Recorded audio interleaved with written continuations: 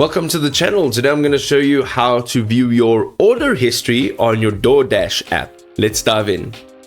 Ladies and gentlemen, the very first thing you need to do, of course, is open up your DoorDash app and tap on the Orders tab at the bottom navigation bar.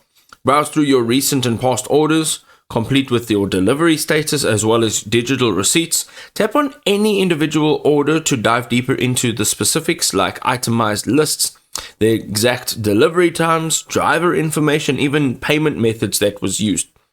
You can also go and do this on the website, so log into your account at DoorDash.com, click on your profile icon on the top right hand side of the screen and go and click on orders again from the drop down menu. You can now use this convenient filter system to sort by date range or even order status. You can click any order to access more comprehensive details and then download the PDF receipts for expense reporting if need be. Business owners can actually also access the DoorDash merchant portal for enhanced order management.